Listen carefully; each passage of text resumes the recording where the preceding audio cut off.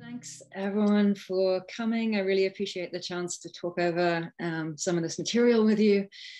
The talk that I'm giving today is about two very different things that aren't normally talked about together. So it's in part about subordination, where by subordination I mean social and political subordination that in many cases is unjust. So it might be subordination on the basis of race or on the basis of gender. So sort of a topic that's common in social political philosophy, but possibly, I mean, depending on this logic group, possibly doesn't get talked about a lot in this logic group. And then the other topic is David Lewis's model theory for counterfactual conditionals. So at some points in this talk, I'm going to suddenly like break and start talking about something completely different. And so it might seem to you, if you like tuned out for a few seconds, like, why am I suddenly talking about this? Weren't we just talking about something else? There really are some pretty quick changes in the talk. So you've been warned, like sometimes the topic will change very quickly. One of the nice things about talking about like both of these different topics that are so different is I think it means that there's a lot of different ways that you can engage with this talk. You can like be interested in the social political issues. You can be interested in some of the logical issues. So I'm hoping that it means there's like space for lots of people to engage. Okay, so I'm going to start with something totally different. I'm going to start by talking about my favorite time travel novel from the 1970s. So in this novel, Dana Franklin, who is a young Black writer in her 20s living in LA, begins to suddenly and involuntarily time travel. So here's what that seems like to her. She will be doing ordinary things in her house in LA, and she will start to feel dizzy. And then she kind of, comes back to herself, and she's somewhere totally different. Like she'll be in a field by a river with people she doesn't know.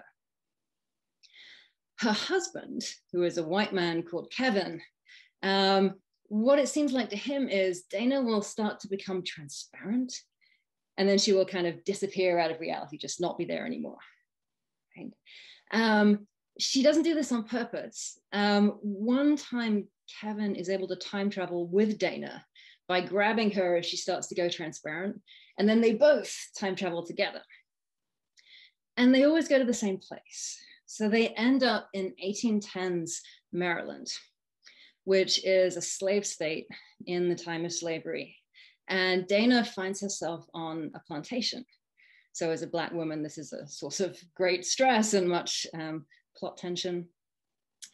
And like many Southern time travelers, Dana and Kevin find themselves in conversations with people who have very different presuppositions. So for example, when Dana first meets Rufus, who's the son of the plantation owner, he's about 8 years old, I think, he assumes that she knows that the year is 1810. But of course, Dana, at this point, she hasn't even worked out that she's traveled in time. And so she thinks it's the 1970s. He assumes that she knows she's in Maryland, but she thinks she's in LA. Lots of the characters that she talks to think she's a man because she's not wearing a dress. So there are, lots of conversations in which people are assuming different things. I want to focus on three different kinds of presupposition. One is about things that Dana is allowed to do. Another is about things that other people are allowed to do to Dana. And then the last one is about Dana's social rank relative to other people. So first of all, what Dana is permitted to do. There are things that Dana assumes she is allowed to do, and the other characters assume that she's not allowed to do. So, for example, be married to a white man is one of the things that the other characters know is like clearly not permissible for Dana, but Dana assumes that it's permissible. Eat dinner with white people, right? So the white people eat inside. Dana is expected to eat outside with the Black people. But this isn't a norm that she's aware of when she first goes there. And then another thing she's not permitted to do is teach people to read. So it becomes clear very early on that Dana could get in a lot of trouble by teaching people to read, at least without getting permission from the important white people in the area. Okay, things that people are permitted to do to Dana that she initially assumed they would not be permitted to do. So it is just understood that Mr. Whalen, who is the owner of the plantation, can force her to watch other slaves being punished. It is assumed that Mrs. Whalen can strike Dana without any repercussions. And it also turns out it's assumed that it's okay for Mrs. Whalen to refer to Dana using the N-word.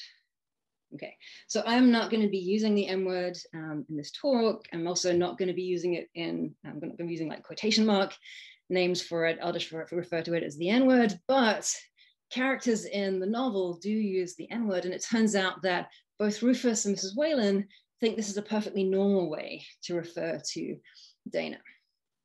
Sometimes when Dana comes across these presuppositions that are not what she expected, she pushes back. So this is one of the cases where Dana is not happy being referred to using the N-word, and so she has an argument with Rufus, and she says, if you're going to call me anything, call me a Black woman. And Rufus finds this like surprising. He says, why would I do that? Right. The last kind of presupposition that I wanted to talk about is regarding like Dana's social status relative to other people. So I think it's fairly obvious in the novel that Dana's social status has dropped as a result of moving from 1970s LA to 1810s Maryland. However, unlike with like things about what she's permitted to do or what other people are permitted to do to her, there isn't as much explicit discussion about her social rank. Right? I suspect that in general, people avoid explicit discussion of social rank. It's something that makes us uncomfortable. It's kind of taboo. But there are things that get said that only really make sense if we're assuming that her social rank is lower than certain other people. So for example, Rufus doesn't just think that he ought to be able to call her the N-word. He also thinks that she ought to call him certain things that she hasn't been. So he says, anyway, you don't call me the way you're supposed to either. You don't call me master. This is the 8-year-old Rufus, who's the son of the plantation owner. And Dana laughs. Like the first time she hears this, she finds it so ridiculous that this kid wants her to call him master. And he's a little outraged. He's like, but you gotta, right?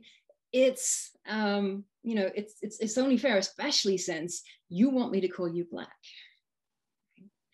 And so here, it seems like he's saying, you want me to do this thing for you. Well, you ought to do the appropriate similar thing for me, which is call me master if I'm going to call you Black.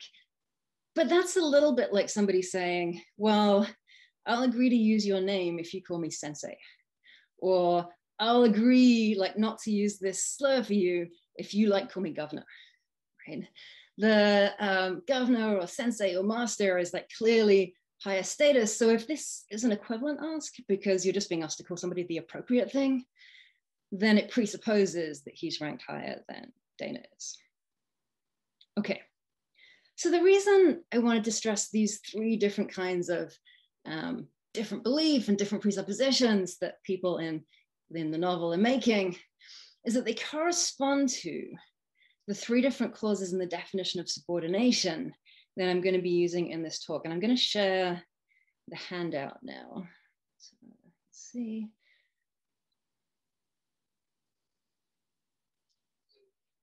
Okay, so I hope you can see that right at the top of the handout. There is Langton's 3 criteria for subordination, and they are 1, ranking one person or a group of people below others. So that's the social rank aspect. There's depriving the lower ranked group of rights, and there's legitimating discrimination against them. So I want to talk a little bit more generally about these 3 different clauses. So I think clauses 2 and 3, it can be helpful to think of them as both concerning permissions. So rights, like normally we might tend to think of them as sort of legally enshrined rights. There'll be some law that says that someone is permitted to do something, right? But you don't have to think about like explicit legal laws. There might just be social norms that it's just accepted that certain people are allowed to do things and that it's appropriate to resist them, or it's not appropriate to resist them if they do those things, and other people might not be, and it is appropriate to resist them if they try to do those things. So for example, the norm whereby Black people are not allowed to eat with white people, right? It may not be that that's written down anywhere, there's a law that says something like that, but it's still a social norm according to which Dana is not permitted to do something that other people are permitted to do. Okay. So when you deprive the lower ranked group of rights in this sort of broader sense of rights, you can kind of think of all the actions that Dana, say, could do laid out in logical space. And there's a line sort of dividing off the things she's permitted to do from the things that she's not permitted to do. And when you deprive the lower ranked people of rights, you move that line so that some of the actions that were permitted are now not permitted. But you can think about legitimizing discrimination in a similar way. So if discrimination is legitimated, then treating people a certain way is permissible, right? And so if you legitimate discrimination against a certain group, then you think of all the actions that other people are allowed to do, right? Some of those things were impermissible, but if now you legitimate that form of discrimination, then that form of discrimination becomes permissible. So it makes some actions, for example, forcing somebody to watch somebody else being punished, permissible that were not permissible before. Okay, so the first sort of general thing I wanted to say about these three clauses is that 2 and 3, you can think of them as both about concerning permissions. And then the last sort of general point is that for all 3 of these clauses, I think it helps to think of them as concerning social phenomena, where that is different from concerning sort of very objective metaphysical phenomena, and also different from concerning like the views of just one person. So like some very subjective, this is just how I feel about it kind of thing. So with the social ranking, right? So in order for somebody to be subordinated, they have to be ranked below other people. And if you're thinking of that in a very like objective metaphysical way, you might think, okay, I've got an argument that subordination is impossible, right? So suppose it's just the case that everybody is worth the same in some sense, like all people are created equal. And so nobody is ranked higher or lower than anyone else. Yeah, people might have different views, but they're wrong. Everybody's equal. And in that case, it might seem that it's impossible to rank somebody lower. Similarly, you might think, you know, it's not true that everybody's equal. Some people are better than others. So there really is a ranking among people, but it has nothing to do with like slavery or social stuff. It's all about, I don't know, the goodness of your will, right? If you work really hard to do good stuff, then you'll be higher ranked. And if you don't, then you'll be lower ranked. But like slavery isn't going to automatically make the slave owner higher ranked compared to the slave. You know, maybe the slave has this, you know, great will that does lots of good things for people and the slave owner doesn't. And so the ranking actually goes the other way. Okay, whether or not either of those kinds of views are true, right? There is clearly a sort of social rank. So something that's determined by social facts and social norms that is very important to the lives of people living in 1810s Maryland. So if you take as an example, Mr. Whalen, who owns the plantation, and Luke, who is one of his adult Black slaves. It seems clear that there's a social sense in which Luke is ranked as lower than Mr. Whalen, because he's a slave, because of his skin color. And like what that amounts to, well, there might be a lot of sort of social facts on which that rests. So for maybe in the county registry, it says that Luke is listed as the property of Mr. Whalen. And then there are all these norms and facts about how people treat each other and what's regarded as the normal thing to do that have major consequences for their lives. So if, for example, Luke decided to retire, right, he wouldn't be able to because of this social situation. Or if Luke decided to move to Canada, he wouldn't be able to because of all these social facts. And so regardless of what sort of the metaphysical, objective, unchangeable rank of Mr. Whalen and Luke is, there's this social ranking, which is in part about the beliefs of lots of people, but also in part about various things written in various places and the laws. That means that Luke is ranked socially lower than Mr. Whalen. And the same goes for the stuff about permissibility, right? So I don't think it helps to think of the permissibility in the definitions of subordination as, you know, what are you morally permitted to do? Because morally, I think Luke is permitted to run away to Canada. But there's still this important social sense in which, you know, by the social norms, he's not permitted to run away to Canada. And in fact, he would be punished for that. Right? There would be serious consequences. Okay, so I think that's enough talk about subordination for now. So I'm going to move on, staying a little bit closer to the handout now, to talk about counterfactuals. So in Lewis's counterfactuals, the actual world is just one among many worlds, W0, W1, etc., getting along in a modal space, W. Each world, W, is associated with a set of spheres, $W. Dollar is a function that takes you from a world to a set of spheres. So dollar with the subscript W, that's like the value of that function. For W, the set of spheres that W gets, which meet the following 4 constraints. Okay, I'm going to talk through a couple of these constraints, but I won't go through all of them. But the main thing that I want to emphasize is the way in which these constraints are justified. They're justified by the fact that we want to use these systems of spheres to represent overall comparative similarity to W. So for example, the first condition there is called centering. And it says that singleton W is always a member of $W.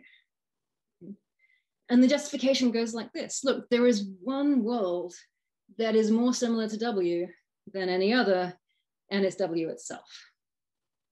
Maybe there are some other worlds that are like qualitatively identical to W or something like that. That's pretty similar, but there's still this one property that W has that no other world has, and it's being identical to W, right? So it's always going to win this competition for being most similar to W.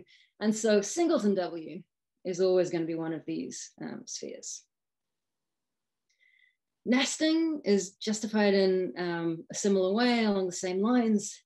So it says for any 2 spheres, T and S, one has to be a subset of the other. Right? So what that disallows, the situation you're not allowed to have, let's see if I can get this pen to work. Yeah. So it doesn't allow this kind of situation where you have overlap between 2 spheres, but not complete overlap. Right? So this would be the case where this is like T and this is S. And the reason it's not allowed is that suppose W is here, and then we've got 2 worlds, W1 and W2. One's a member of T and not S. The other is a member of S and not T. And now we say overall, which one is comparatively most similar to W? And we don't get an answer from this diagram. So there's one sense in which W1 is more like W, right? They're both a member of T. And there's another sense in which W2 is more like W. They're both a member of S, but it hasn't settled the question of overall comparative similarity. So that is not allowed. Okay, so we also have closure under unions, closure under non-empty intersections. They're not going to be super important here, so I'll just let them slide for now. Okay, what can we do if we have these systems of spheres representing overall comparative similarity on possible worlds? Well, one of the things we can do is give truth conditions for counterfactual conditionals. So we've got this counterfactual in the box halfway down the first page of the handout, and we're using this little box arrow symbol, spotlight, here to represent the counterfactual. So A box arrow B, that might be a formalization of something like, if kangaroos had no tails, then they would fall over. One of Lewis's favorite counterfactuals. And we want to know like what the truth conditions for this logical constant is going to be. And here they are. So A box arrow B, if A were the case, then B would be the case, is true at a world W, assuming a system of spheres, so on the set of worlds, if and only if either. And then there are two clauses. The first one is kind of for the like vacuous satisfaction of the conditional, and the second one's the most interesting one. So one says, no A world, meaning no world where A is true, belongs to any sphere S in $W. So that's the situation represented by the set of spheres at the bottom of page 1 of the handout. So the little dotted red line around the A worlds, all those A worlds turn out to be outside all of the spheres in this model. And so no A world belongs to any sphere S in $W. And so we satisfy like clause 1 of the truth conditions for the counterfactual.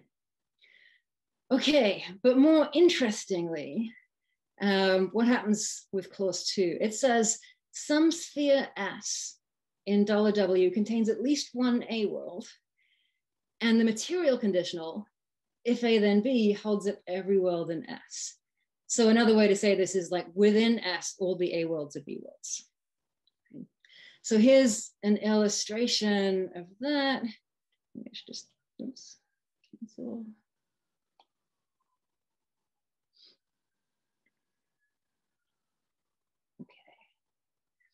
All right, so the top diagram on this second page is the non-vacuous truth example. Lewis's counterfactual, if kangaroos had no tails, they would fall over. I take it Lewis thinks that this is true, but here's how it gets to be true using that truth clause. There is a sphere in the system of sphere that has some A worlds, right? In fact, there are two, there's the outside one and then the next one in. And then in one of those spheres that have A worlds, all the A worlds are B worlds.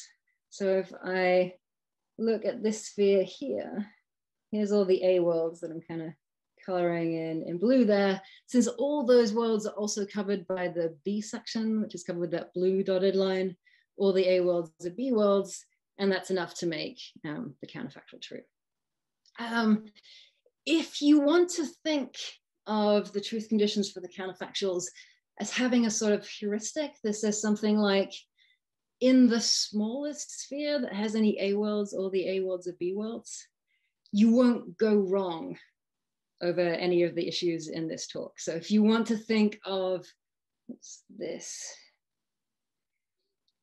clause here too, as like a little bit easier to think about, the smallest sphere that has any A worlds is such that all the A worlds are B worlds. That'll work just fine. It won't work completely generally, but none of the cases that would make you give it up are going to be important here. Okay, and then there's a couple of ways the counterfactuals can turn out to be false. For example, if there are some A worlds, and in the sphere where there are some A worlds, like none of the A worlds are B worlds. So that's the falsity opposite true case. But it could also turn out that in a sphere that has A worlds, some of the A worlds are B worlds and some of the A worlds are not B worlds. Okay. All right, so here's another place in this talk where things are going to change direction a bit. Okay, so social spheres. Each of us is just one among many persons, P0, P1, etc., getting along in a social space, U. Suppose people are organized into a set of social spheres R, where these spheres are intended to convey information about social rank. The smaller the spheres of which an individual P is a member, the higher P's rank. So there's a little note on the side there. It says each sphere is, as it were, an exclusive social club. And if your friend is a member, but you are not, then your friend ranks more highly than you do. Okay, so social rank, unlike comparative similarity, need not be relative to a third person. It's a binary rather than a ternary relation. So we don't need to think of our system of spheres as a function $P from a person P, but can simply regard it as a fixed set of sets, social spheres R, defined on the domain of persons U. Maybe a useful way to think about this is to think, what would social life be like if it were the case that the social rank relation was just like the overall comparative similarity relation, and that it's a ternary relation, and for any two people, it tells you like which is the closest to the most highly ranked person. Okay, so if every society had a highest ranked person, right, and you call them maybe the empress, right, then we could do overall comparative social rank by saying which of these two people is closest in rank to the empress, right? And that would be like saying with the ternary relation for overall comparative similarity, which of these two worlds is closest in similarity to W, right? However, I think it's often the case that social rankings don't have an empress, even if they sometimes do. And so we want to be able to model situations where there's no highest sphere, there's like no, well, no highest sphere, no most highly ranked person. So we're gonna have a binary relation, just that for any two people tells you that one person is higher ranked than the other. And then once we have this, we can ask about the appropriate constraints for sets of spheres like this. And if you look at this list 1, 2, 3 in the middle of page 3, I can tell you that these 3 clauses are just the 3 clauses taken from the constraints on overall comparative similarity minus centering. So the only clause that we've dropped is the centering one. And that's because centering just doesn't make sense if you don't have an empress, right? We can't say there's always going to be one person who's the highest ranked. It's the person who's, we're comparing overall comparative similarity to, right? So we drop centering, but then we're going to keep all the others. And in particular, we're keeping nesting. So for any 2 social spheres, one has to be a subset of the other. Okay. Why would anybody want to do this? Like why I've already said we don't like talking explicitly about social rank. Why would you want to build it into like a set of people that they're ordered socially in a certain way? I'm going to try to answer this question in a pretty flat-footed way. I'm going to look at what it is that Lewis can do with his systems of spheres, and then ask, well, can we do the same thing with social spheres? And my plan for the rest of this session is to look at 4 things that Lewis can do with his overall comparative similarity stuff, and argue that we can do the same thing in the social spheres case. Okay, so here are the 4 things. One is giving truth conditions for ordinary unimodal claims like box P and diamond P. Right, so it doesn't always have to be as complicated as counterfactuals. But then the second thing is you can give the truth conditions for counterfactuals. The third thing is you can use these models to identify counterfactual fallacies. So Lewis identified strengthening the antecedent, transitivity, and contraposition. And then the 4th thing is about explaining the pragmatics of counterfactual utterances. So you're in a conversation and somebody utters a counterfactual what does that do to the conversational scoreboard? Okay, so let's have a look at those 4 things.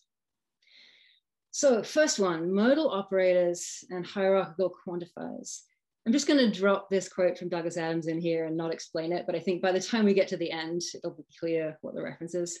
So many men, of course, became extremely rich, and this was perfectly natural and nothing to be ashamed of, because no one was really poor, at least no one worth speaking of. Okay, so we're starting simple. Lewis's systems of spheres continue to allow us to interpret the unary modal operators box and diamond. Box A is true at a world W, just in case A is true throughout W's sphere of accessibility. Okay, so if you're used to thinking of the truth conditions for the box as saying something about the accessibility relation, that box A is true at some world, just in case A is true at every world accessible from that world, well, we're going to use these spheres to replace the accessibility relation.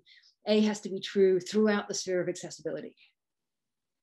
And then the natural question is, which sphere of accessibility, right? So we've got W, right? How many of the worlds around W does A have to be true at for box A to be true at W? Like which of these spheres are we going to be using? Okay. Here are 2 things that we could do. One, we could have a set of subscripted operators. I mean, imagine we were fortunate enough that we could number the spheres of accessibility. So like the smallest one is 1, and then assuming there's the next one is 2. Then we could use those numbers to subscript operators. And we could have the operator that quantifies over worlds in sphere 1, the operator that quantifies over worlds in sphere 2. So we'd have like box 1, box 2, right? But there's a different way you can go. We could have just one box operator and have it be disambiguated by social conversational context. So suppose we go with 2. Then we could have truth conditions for box A that look like this. Box A is true at a world W, just in case A is true throughout the sphere of accessibility determined by the system of spheres and the conversational context C. Right, same thing for diamond A. So if you look at these sentences in the right-hand margin that use impossible, so they have a modal operator in there, and we might have a question about how many worlds we're quantifying over with that impossible. Right? So in the first one, it says, it's impossible for you to get to New York by 5 p.m. You've got that dinner in Carver tonight. Right?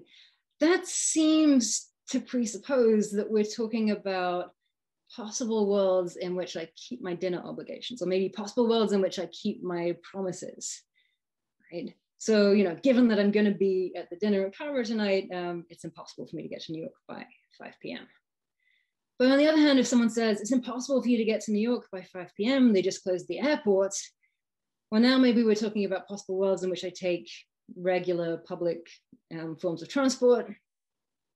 Or the last one, it's impossible for you to get to New York by 5 p.m. It's 5:01 p.m. now. Maybe that's possible worlds in which I don't have a time machine. Right. So Lewis's later work on accommodation seems really important here, right? There are questions about how the conversational context determines which set of spheres we're talking about. But Lewis says, look, if somebody says something in a conversation, and in order for it to be true, the conversational scoreboard has to have a certain setting, right? Maybe like a presupposition that we're talking about a certain set of possible worlds. Then all things being equal, that presupposition comes into being. The scoreboard changes to make it the case that we're all like accepting that, so that this sentence that they said can come out true, right? So we tend to accommodate people we're speaking to by interpreting them in such a way that what they're saying is true, all things being equal. So if we don't want to do that, if we say, you know, I don't think I want to go to that dinner in Carver tonight, right? Then I might resist the presupposition that we're only interested in possible worlds in which I keep my dinner obligations, right? And then the scoreboard won't update to make that the set of possible worlds that we're solely concerned with. Okay. Could you do something similar, but this time for sets of social spheres, right? Could there be some kind of expression that gets its value from this social ranking, the same way that a context-sensitive modal operator could get its value from this ranking of overall comparative similarity? Okay, here's a big problem for any attempt to do that. Worlds are things relative to which a sentence gets a truth value and persons are not, right? So if I have this set here and it's got all these worlds in it, and I'm kind of interested, like, are all the worlds in this circle worlds where P comes out true, right? I can ask that because worlds are the kind of things that make sentences true or false, right? So P might be true here, but false here, right? And so then we have this operator, box P, that will only come out true if P is true at all of the worlds, right? But if these things are not worlds, but people, I'm going to try to find the eraser, here, then people don't make sentences true or false, or at least we don't think of the truth of a sentence usually as being relative to a person. So take something simple like snow is white. There isn't usually one answer for me and one answer for Bill, right? So it isn't obvious that you could attach something like a modal operator and like have it somehow quantify over people. Here's what you could do, right? Something that does vary from person to person is the satisfaction of a one-place predicate.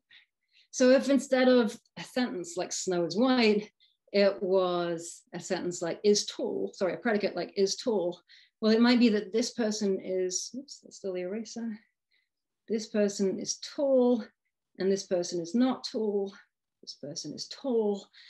And then you could have an expression which is such that when you attach it to this predicate, it gets you a sentence that's true if everyone in that domain is tall and not otherwise. And syntactically and semantically, what that looks like is a universal quantifier, right? So here's the solution written out on the handout. The model theoretic analog for the truth of a sentence, when the object is an individual rather than a world, is the satisfaction of a one-place predicate. And the syntactically appropriate expression for quantifying over individuals isn't a sentential operator, but a unary first-order quantifier, a device that syntactically attaches to predicates to form sentences and model theoretically to sets to give truth values. Some truth clauses for monadic social quantifiers might look like this. So for all alpha A is going to be like a formula that will probably have one free variable in it, maybe alpha, is true just in case A is satisfied by every member of the social sphere S, determined by R, that's the ranking of spheres, and the conversational context C. Okay. You could also have an existential quantifier that works that way. So the conversational context is going to determine what your domain of quantification is. So exists alpha A is true just in case A is satisfied by at least one member of the social sphere S, determined by R and the conversational context C. And there's no reason to stop with for all and exists. We could have most. Okay, so here are some English sentences that you might think could be interpreted by this kind of quantifier that's kind of sensitive to social rank. So most people have seen Hamilton. So when I'm thinking about this, Hamilton was an incredibly popular musical for a long time. It went on tour, it's been to lots of urban areas, and I think it was shown on television, or at least like streamed on Disney Plus. And if you're a certain sort of person in a certain social sphere, maybe you're a middle-class person living in New York, you might say something like, most people have seen Hamilton. But to get that to come out true, you have to get it to be talking about relatively wealthy people living in a certain sort of place. So tickets for Hamilton were incredibly expensive, like $400 plus, which is an obstacle to lots of people seeing it. And when it went on tour, it mostly went to urban areas so that plenty of people would not have had access. And then when it did stream, it streamed on a channel that you have to pay for. And so actually, if you mean all people, it's not true that most people have seen Hamilton, right? The way you get this to come out true is by restricting to a certain richer, higher status kind of group. Okay, lots of these sentences are going to sound a little bit kind of snotty. They're the kind of thing that sort of only makes sense if you're only paying attention to a certain higher ranked group. Okay, so I'm not going to get stuck in this job. I'm going to be someone. Okay, but quantifying broadly, even people who get stuck in the job are someone, right? And so to make sense of this, it has to be quantifying only over more important people. Everyone from the manor goes to London for the season, where that means the adults who are members of the wealthy family. It doesn't mean the children, it doesn't mean the servants. Everyone somewhat in the Hamptons, meaning everyone of a certain class with a certain amount of wealth. Everyone should own a gun. So imagine this said by a racist member of the NRA who doesn't mean to include members of the Black Panthers. Everyone should own a gun, but not those people. All men are created equal, written by somebody who owned slaves themselves. Okay, all right, so there's the first application. Next up, the next thing we had in the list of Lewis's applications was the counterfactuals, right? And the quantifiers that we just looked at are different from counterfactuals in two ways. So first, they're unary quantifiers, so they take one predicate to make a sentence, whereas a counterfactual is a binary operator, right? It takes two other sentences to make a new sentence, right? So we're gonna need something syntactically that's more like a binary quantifier that takes two predicates to make a sentence. And then secondly, the interpretation of the counterfactual is more complicated. It's not just saying, for example, all the A's are B's within a certain sphere. If it's a counterfactual, then it's saying something more like there is some sphere with some A's, and it's such that all the A's are B's. So first step, we gotta fix the syntax so we can have the binary quantifiers. So that would give us, well, here's a way to do it. If A and B are formulas and alpha is a variable over individuals, then for all two, that little two is just to show you that it's the binary universal quantifier. Alpha, A comma B, that's a formula. And then the simplest sort of interpretation of that would be this one. For all two, alpha A B is true if and only if the set of things that satisfy A is a subset of the set of things that satisfy B. That is, all the A's are B's. But that's not analogous to the semantics for the counterfactual. That's analogous to the semantics for a strict conditional, right? It's like you said, as if you said, like, all the A worlds are B worlds, right? Necessarily A, if A, then B. Okay, so we're going to keep the syntax the same, but change the truth conditions in order to get these variable binary social quantifiers. And that's this thing in the box. And this is the analog for the counterfactual, right? So for all 2V, the 2 is because it's a binary quantifier, and the V because it's variable, it's not the strict version. AB, that'll be true if and only if either no individual in any sphere in R satisfies A. So my example for this one is this vacuous truth case. So I was thinking, suppose you have all werewolves are hungry, and either there are no werewolves or they're so low in social status that like they don't get into any of the social spheres. Then because there are no spheres in which there are any, in this case, there'd be F worlds, I think, the universal quantifier comes out vacuously true. Okay, but the more interesting clause is the second one. Some individual in some sphere S in the system of spheres R does satisfy A. And all the things in that sphere that satisfy A also satisfy B. Right? So that's represented in the diagram for non-vacuous truth at the bottom of page 5. And here's an example of an English sentence that you might think could be interpreted this way. So all women are permitted to vote. Imagine this being said in Australia in 1906. So laws have just been passed for women's suffrage. It's now the case that in every state and territory, women are permitted to vote. And so someone might say, women are permitted to vote now. However, in Australia, Indigenous suffrage lagged behind women's suffrage. And so in fact, like Indigenous men, Indigenous women were still not permitted to vote. Okay, so if the way this works is that when you are quantifying over people of higher status, you are kind of in this, let's see, section here, that puts you in this sphere. In order for the universal claim to come out true, it just has to be the case that all the people who are women within this social sphere, right, are also permitted to vote. Right? And since they are, like all the F's are G in this diagram, the sentence comes out true.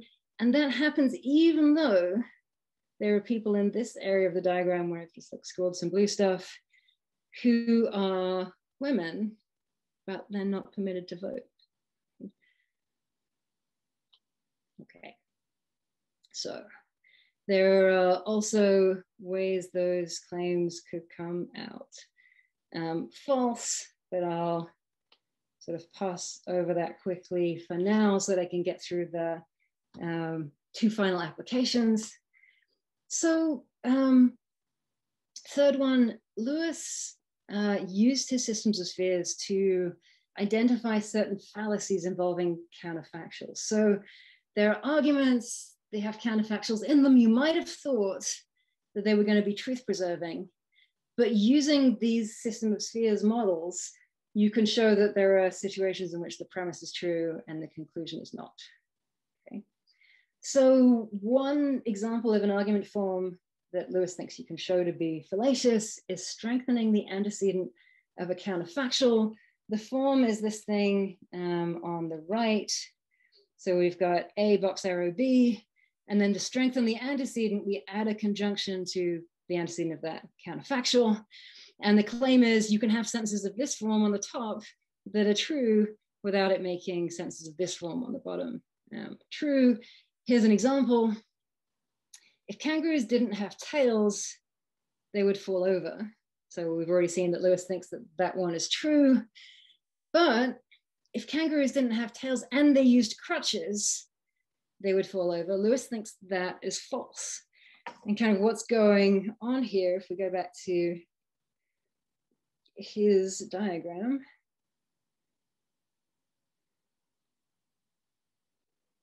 Let's see. Okay, so if kangaroos had no tails, they would fall over. That's true because there is a sphere, namely this one here, that has A worlds, but all those A worlds are B worlds. But as soon as we get C added in as well, kangaroos have no tails and use crutches. Well, in these closest possible A worlds, there are no kangaroos using crutches. That's further out, say here, to get the C part. So the closest spheres in which we have things that are A and C, another place where all the things that are A and C are also B. Right? So premise can be true without the conclusion being true. Okay, so could we get something like that with these social quantifiers? Well, we kind of saw an example with the example with women being able to vote in Australia. So the equivalent of strengthening the antecedent would be strengthening the restrictor of a quantifier. So we're taking that initial A predicate and turning it into a conjunction of A and C. So we've got sort of everything that is A and C is B. And if the initial predicates are Australian woman and able to vote, then with these kind of quantifiers, that can come out true without all Australian Indigenous women are able to vote. coming out true. Okay. Last thing, I wanted to say something about pragmatic phenomena, and in particular, what happens when somebody uses one of these quantifiers in conversation? Like, what consequences can that have for the conversational scoreboard? So Lewis has some stuff to say about what would happen if you just assert a counterfactual conditional. In his example, he's using two counterfactuals from Quine. These are supposed to be opposing counterfactuals, so we're assuming that they can't both be true. It has to be one or the other. So the counterfactuals are talking about the US-Korean War. If Caesar had been in command, he would have used the atomic bomb, versus if Caesar had been in command, he would have used catapults. One thing that you might hope, right, given that Lewis has given us truth conditions for counterfactual conditionals, and we've got two opposing counterfactual conditionals here, they can't both be true, but is one of them true? You might think if we know enough about the war and we know enough about, say, Caesar, we'd be able to figure out which one is the true counterfactual conditional. And Lewis says you can't, right? And the reason is the truth conditions for the counterfactual conditional make reference to the ranking of possible worlds in terms of overall comparative similarity. And Lewis thinks that's not always determinate. Right? Sometimes it can be vague or underdetermined in some way. And it might be if you determine it one way, you sort of fix it more, you make one counterfactual true. And if you determine it the other way, you make the other counterfactual true. So here's the Lewis quote that's on the handout. In dealing with Quine's opposed counterfactuals about Caesar, context must, of course, be consulted somehow. I could call on context to resolve part of the relation of comparative similarity in a way favorable to the truth of one counterfactual or the other. In one context, we may attach great importance to the similarities and differences in respect of Caesar's character and in respect of regularities concerning the knowledge of weapons common to commanders in Korea. In another context, we may attach less importance to these similarities and differences and more importance to similarities and differences in respect of Caesar's own knowledge of weapons. The first context resolves the vagueness of comparative similarity in such a way that some worlds with a modernized Caesar in command come out closer to our world than any with an unmodernized Caesar. It thereby makes the first counterfactual true. The second context resolves the vagueness in the opposite direction, making the second counterfactual true. Other contexts might resolve the vagueness in other ways. Okay, so what would happen given that, say, at the moment, we're in a conversation where we haven't completely determined what relation of overall comparative similarity we're going to be using?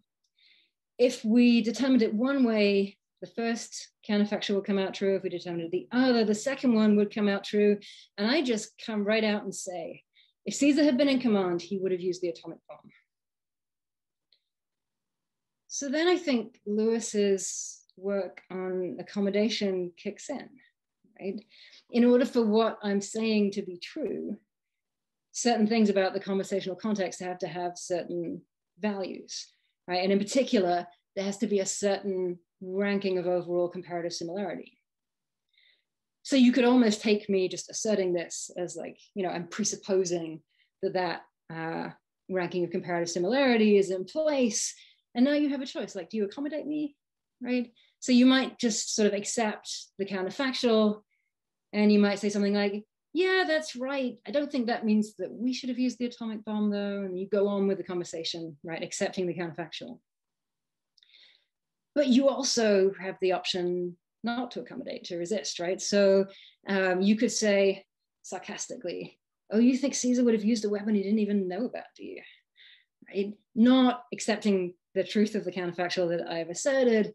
And then that fixing of the relation of overall comparative similarity doesn't happen. Okay, so could something similar happen with like quantified sentences, like the ones that we've been looking at, or even just any sentence that presupposes something about overall comparative social rank? So I think one example might be Rufus in Kindred, the 8-year-old son of the plantation owner, who says to Dana, you ought to call me master. After all, you want me to call you black. So I think with a little bit of work, you can argue that this presupposes a certain social rank between Rufus and Dana.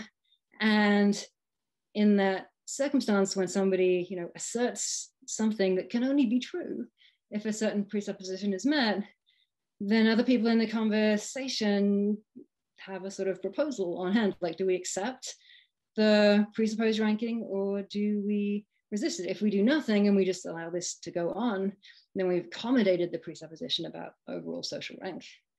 And if we resist it, we haven't. Okay, I will stop there. Thanks very much for listening.